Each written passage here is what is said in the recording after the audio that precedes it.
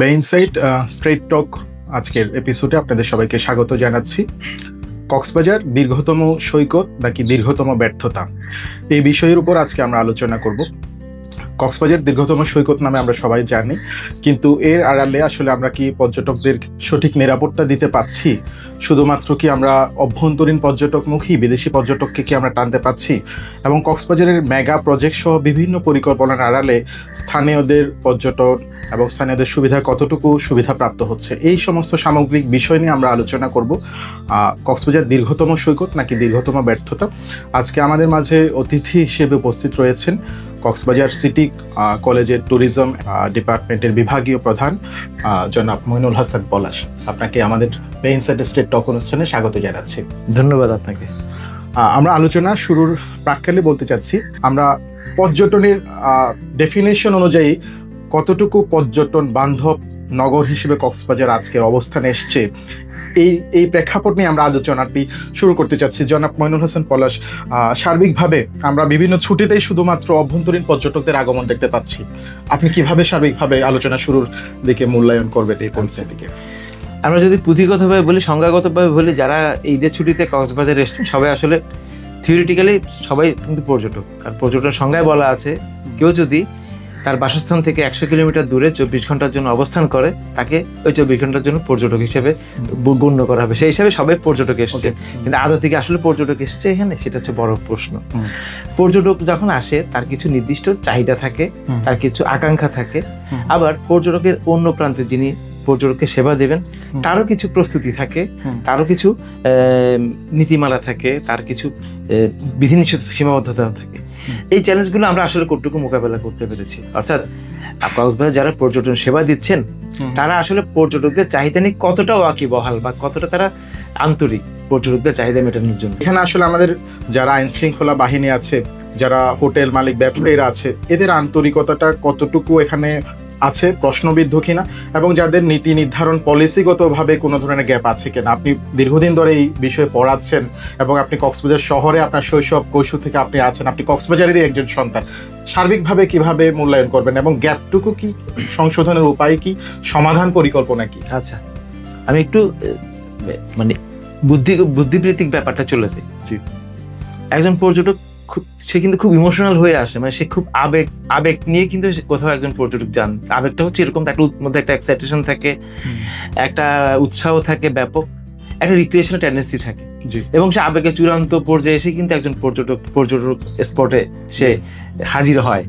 সেই মুহূর্তে তার অনুভূতিটা হচ্ছে খুবই কোমল, সফট থাকে। তার অনুভূতির সাথে যদি আপনি ডিল করতে চান বা কাভার করতে চান, আপনাকে অনুভূতিশীল হতে হবে। যে কথাটা আপনাকে বলছিলাম শুরুতে, যে আপনি বলছিলেন গ্যাপটা কোথায়, গ্যাপটা তো হিউজ। অর্থাৎ আমি আমার যে মানুষটি বা যে পরিবারটি, যে গ্রুপটা কক্সবাজারে আসছে, তাকে আমি কতটুকু সম্মান করি। আসলে পর্যটন হচ্ছে সম্মানের ব্যাপার। পর্যটক দুটো জিনিস চায়, এটা আমি প্রায় বলতাম। সে আসলে একটু সেবা চায়, একটু সন্তুষ্টি চায়। সেবা পেলে সন্তুষ্টি, যে কোনো একটা কিছু না হলে হয় না। আপনি নিরাপত্তার কথা বলেছেন, নিরাপত্তাও চায়। তার চাহিদার মধ্যে 1 নম্বরে আসে নিরাপত্তা, 2 নম্বরে আছে সেবা, 3 নম্বরে আসে আনন্দ। সে কতটুকু আনন্দ পেল। আপনি নিরাপত্তার ব্যাপারটা কক্সবাজারে কটুক, এটা আপনি মোটামুটি জানি। নিরাপত্তার আপনি যদি মার্কিং দেন, আমার মনে হয় কক্সবাজার শহরে নিরাপত্তার শতাংশ 25 থেকে 30% বেশি হবে, মানে 3 or 4 আউট অফ, হ্যাঁ এরকমই হবে। আচ্ছা, এটা গেল একটা। তারপরে বললাম যে তার যে সেবার মানটা যদি আপনি দেখেন, আমি ওটাও বলবো যে 30% উপরে হবে না। সেবার যে স্ট্যান্ডার্ডটা, সেবার যে মানটা, এটা 30% উপরে যাবেই না যদি বলি। তারপরে হচ্ছে তৃপ্তি।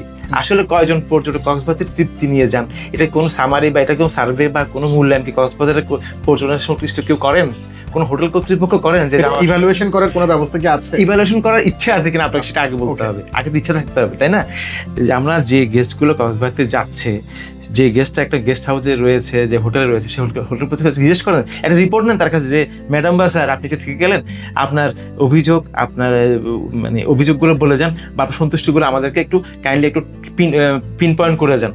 আমরা রিভিউ করবো বছর শেষে আমাদের কয়জন গেস্ট কি চেয়েছিলেন, কি পেয়েছিলেন, তাদের আকাঙ্ক্ষাটা কি, সেটা তো কোনো সুযোগ নেই। তার মানে আপনার কথা অনুযায়ী সেবা, নিরাপত্তা, তৃপ্তি, তিনটাকে যদি আমরা সেলফ ইভ্যালুয়েশন করি, কোনোভাবে এটা 20-25% কিংবা 3 আউট অফ 10 এর বেশি হবে।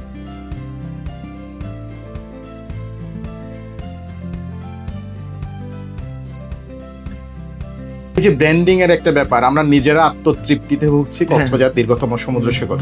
আমি এখন আমাদের আঞ্চলিক টুরিস্টকে একটু বাইরে রেখি। আপনি জানেন আমাদের কক্সবাজার আন্তর্জাতিক বিমানবন্দর প্ল্যাটফর্ম অ্যাজ ইনফ্রাস্ট্রাকচার রেডি হয়েছে, কিন্তু আমরা আমাদের পাশের দেশ ভিয়েতনাম বলেন, নেপাল বলেন, ওনারা যেভাবে ইন্টারন্যাশনাল ট্যুরিজম টানছে, ভিয়েতনামের নিশ্চয়ই আমাদের 120 কিলোমিটার সি বিচ নাই, নেপালের পাহাড় এভারেস্ট ছাড়া নাই। আমরা এত বড় এই রিসোর্স, ন্যাচারাল রিসোর্স থাকার পরও ব্র্যান্ডিং কেন করতে পারছি না? আমার 7 লক্ষ গত 6 দিনে টুরিস্ট এসেছে, এর মধ্যে কি 100 জনেরও বেশি ইন্টারন্যাশনাল টুরিস্ট আছে? নাই কেন? কিংবা কি হলে আসতো? এখানে পলিসিগত গ্যাপ কি এবং আমাদের কি করণীয় আছে? আপনি পড়াচ্ছেন দীর্ঘদিন ধরে, কিভাবে পরামর্শ দিবেন? আচ্ছা, আমি ছোট্ট একটা আমার ক্ষুদ্র বুদ্ধি যেটা আসে, ধরেন বাংলাদেশের তো পৃথিবীর প্রায় অনেকগুলো, বেশিরভাগ দেশে বাংলাদেশে এমবেসি রয়েছে, তাই তো? সে এমবেসি একজন অ্যাম্বাসেডর থাকেন, একজন হাই কমিশনার থাকেন। তো সে এমবেসিতে যদি একজন কি বলে আপনার অ্যাসাইন যদি একজন মানুষ থাকতেন, তার দায়িত্ব হচ্ছে সেই দেশের টুরিস্টদেরকে বাংলাদেশে নিয়ে আসা। ওকে। এবং তাকে যদি বলা হতো তোমার এয়ারলি এতজন মানুষকে তুমি যদি সে দেশ থেকে যদি ফরেন টুরিস্ট হিসেবে বাংলাদেশে আনতে পারো, ইনবাউন্ড টুরিস্ট হিসেবে, তা তোমাকে ইনসেন্টিভ দেওয়া হবে, বা তোমার কাজই হচ্ছে ডেডিকেটেড কাজই হচ্ছে ট্যুরিজমকে ডেভেলপ করা, তখন একটা রেসপন্স পেতেন আপনি, তাই না? কিন্তু সেই চিন্তাটা নাই। আপনি যেটা বলছেন ব্র্যান্ডিং এর কথা, আমরা যেটা বারবার বলি যে দীর্ঘতম সমুদ্র সৈকত, আপনি যখন সমুদ্র সৈকত দেখাবেন, সমুদ্র সৈকতে আপনার আয়োজনটা কি সেটাও দেখাতে হবে। তো পৃথিবীতে সমুদ্র সৈকত অনেক আছে, তো না বাংলাদেশে একমাত্র সমুদ্র সৈকত না, ছোট বড় এটা পরের ব্যাপার। একজন টুরিস্ট এসে আপনি যেটা 120 কিলোমিটার বলেছেন, কোনো বিদেশি পর্যটক এসে সে 120 কিলোমিটার দৌড়াবে না, কিন্তু সে সর্ব অ্যাটলিস্ট 10 বা 15 বা 20 কিলোমিটার পর্যন্ত যাবে। তার কাছে 120 কিলোমিটার ম্যাটার করে না, এটা তার কাছে একটা ইনফরমেশন মাত্র।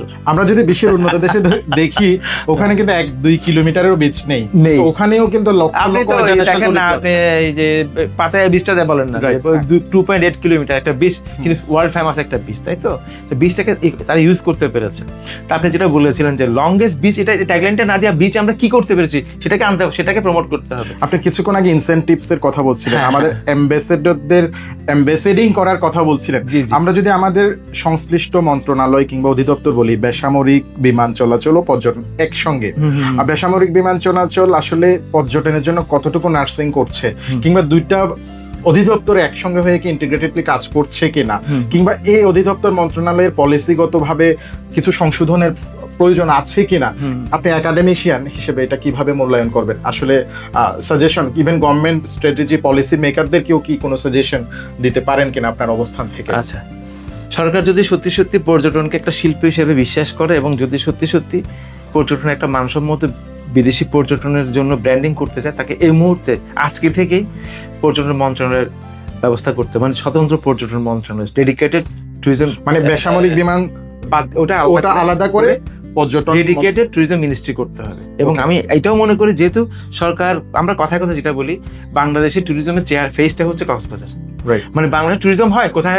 আমরা তাত্ত্বিকভাবে পর্যটন রাজধানী কক্সবাজারকে সেটা যদি বলি, তাহলে যদি বিলিভ করি, আমি মনে করি পর্যটন মন্ত্রণালয়ের অন্তত মূল অফিসটা কক্সবাজার হওয়া উচিত। একজন ডেডিকেটেড সরকারি কর্মকর্তা, সচিব পর্যায়ে একজন ঊর্ধ্বতন কর্মকর্তা কক্সবাজারে বিলং করা উচিত, যাতে তার আন্ডারে মনিটরে এখানে এভরিথিং সিস্টেমেটিক্যালি হয়।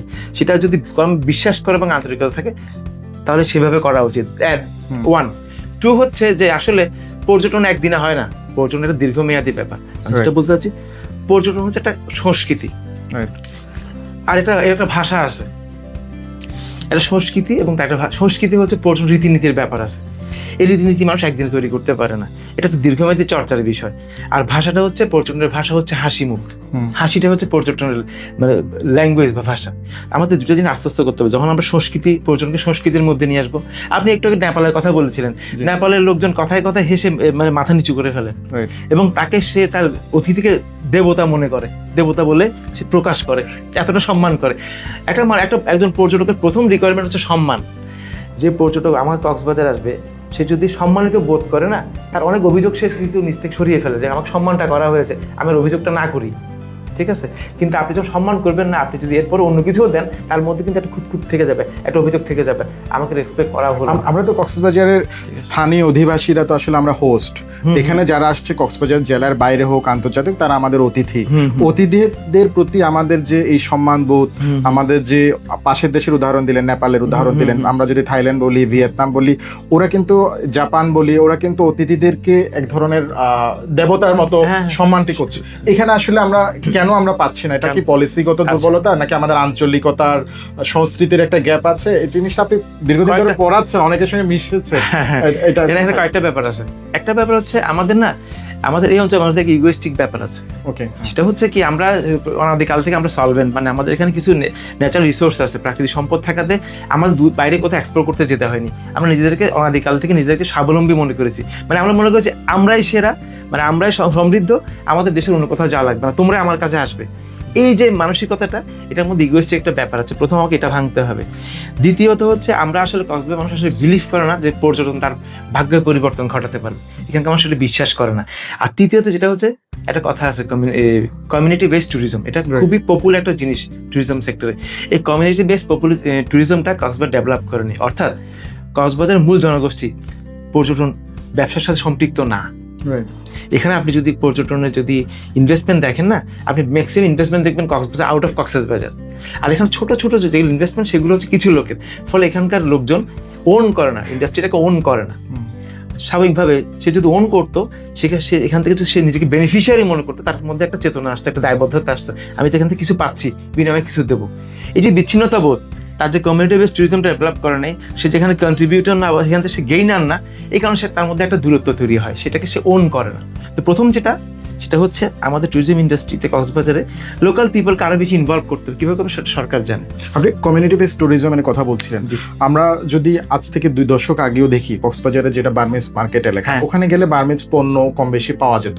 আজকে এই মুহূর্তে আপনি কক্সবাজার বার্মিজ মার্কেট এলাকায় যান, আপনি দেখেন ওখানে হচ্ছে শুটকির একটা আড়ত হয়ে গেছে। হয়রাস শুটকির পল্লীটা আমার নাজিরার টেক থাকার কথা, টুরিস্টদের নাজিরার টেক যাওয়ার কথা, বার্মিজ পণ্য কিন্তু রাখাইন পল্লীতে যাওয়ার কথা। এই যে কমিউনিটি বেসটা আমরা দিন দিন আরো পিছিয়ে যাচ্ছি, তার মানে কি আমাদের আগের মানের চেয়ে আমরা অবনমনের দিকে যাচ্ছি কিনা? আচ্ছা, আমি তাহলে একটা কথা বলি, যেটা খুবই মানে আলোচিত একটা ব্যাপার, বিচ ম্যানেজমেন্ট কমিটি। এরা যখন মিটিং করে, যখন কথা বলে, এরা টোটাল কক্সবাজার ট্যুরিজম নিয়ে কথা বলে, মানে টোটাল ডিস্ট্রিক্টের ট্যুরিজম নিয়ে তারা কিন্তু কথা বলে বা পলিসি দিতে চায়, কিন্তু তাদের নামটা হচ্ছে বিচ ম্যানেজমেন্ট কমিটি, নামটা হচ্ছে বিচ সেন্ট্রিক, বিচ ওরিয়েন্টেড। হ্যাঁ, অথবা ছিল কি কক্সবাজার পর্যটন উন্নয়ন কমিটি, ওকে, বা পর্যটন উন্নয়ন কমিটি আছে নাই, অথবা কর্তৃপক্ষ। আমি তো মনে করি কক্সবাজার একটা বডি হওয়া উচিত, কক্সবাজার পর্যটন উন্নয়ন কর্তৃপক্ষ, যারাই সব ঠিক করে দেবে। ওদের কাজ স্কোপ অফ ওয়ার্কস একদম, আপনি যেটা বললেন না, যে কোথায় কি হবে, কক্সবাজারে কোথায় কি হবে, এই যে বললেন শুটকি পল্লী হয়ে যাচ্ছে, কেন হবে? এটা হতে পারবে না। শুটকি পল্লী হবে শুটকি পল্লীর জায়গাতে। আপনি যেটা বলেছিলেন যে রাখাইন যে এখানে যেটা শপ ছিল বা একটা মার্কেট ছিল, এটা কিন্তু টুরিস্টদের কাছে খুব অ্যাট্রাক্টিভ ছিল। কেন জানেন? সেটা হচ্ছে যে এখানে কক্সবাজার তো বিনোদনের সময়টা কম, সন্ধ্যার পরে অনেক টুরিস্ট এখানে আসতো, রাখাইনদের সাথে কথা বলতো, একটা ইন্টারাকশন হতো, খুনসুটি হতো, সময় কাটাতো, তাদের কিছু প্রোডাক্ট জানতো, তাদের সম্পর্কে জানতো। এই যে জানার একটা ব্যাপারটা, এক্সপ্লোরেশন একটা ব্যাপারটা, কক্সবাজার এলাম, এখানকার রাখাইনের কমিউনিটি সম্পর্কে জেনে গেলাম, এটা তার মধ্যে একটা তৃপ্তিবোধ হয়, একটা এনরিচমেন্ট হয়।